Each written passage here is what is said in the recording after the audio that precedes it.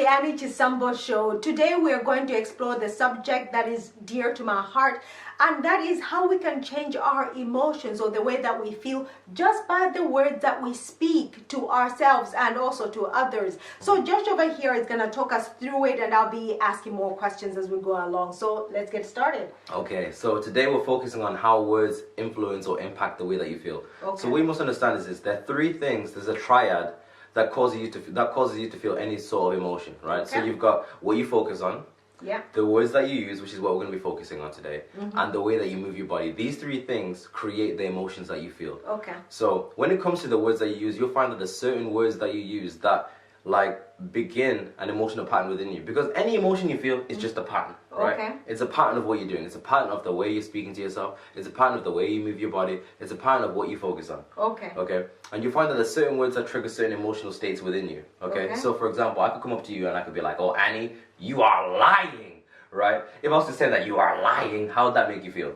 I think offended. Yeah, definitely right. Oh, offended, right? Yeah. It's a strong emotion. Yeah, how dare you? Exactly, right? Yeah. But had I said something like, "Oh, Annie, you are mistaken," that sounds different. Yeah, it's a it different does. emotional It's more intensity. mild. Yeah, yes. Exactly, right? I'm more open to listening to what you have to tell me. Exactly, yes. right? It's the word that I'm using. And oftentimes we communicate with ourselves in a certain way. Okay. And you find that the words that you use often trigger an emotional pattern, or often trigger the emotions that you feel. So you find that sometimes when you're angry or you're depressed or whatever, you say certain things and they immediately intensely heighten the emotion that you're feeling. So for example, you make a mistake, yeah, and then you're like, "Oh, I'm such an idiot. Yeah. Oh, I'm so stupid. Yeah. I'll never figure this out." Yeah. Right? You're using all these words that are really not helping you. No. Right?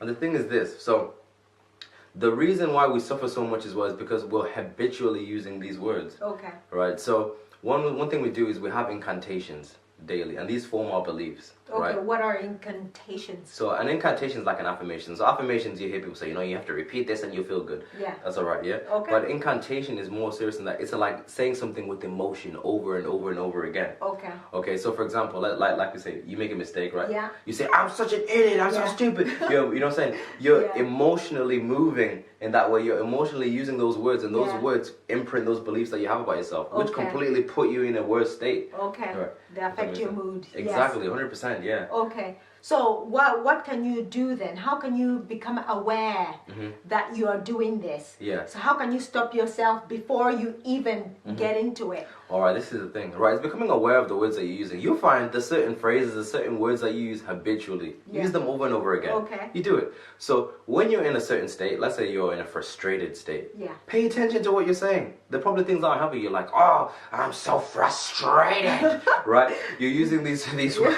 That's a strong word. Well, so what can you do then? Right. What can you use? What word can you use? So rather than saying "I'm so frustrated," you can use what we call transformational vocabulary, or TV, or word softeners. So rather than saying "I am so frustrated," you can say "I'm a little bit frustrated right now," or "I feel a little bit challenged." Oh, right. Right now I'm a little bit stretched. Right? Can you feel the difference between "I am frustrated" and I'm a little bit stretched right now. Right? "I am so angry." "I'm so angry with you. We're having a strong argument."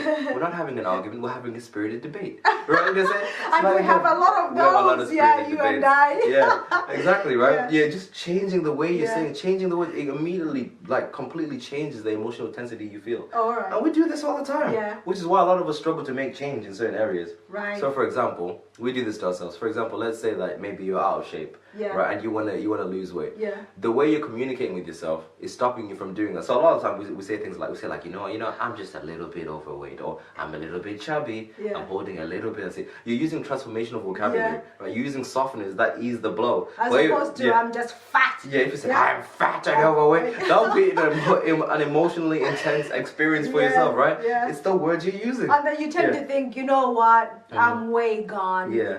Whatever I'm gonna do isn't gonna work anyway, so Yeah. I might as well eat. Yes, the way you're communicating with yourself, the things that you're saying to yourself are really affecting the way that you feel. Okay. So it's important that you really select the words that you use very carefully. Absolutely. So get into the dictionary, people. We're gonna go on a break. Don't forget to share, like, subscribe. We'll be right back after this.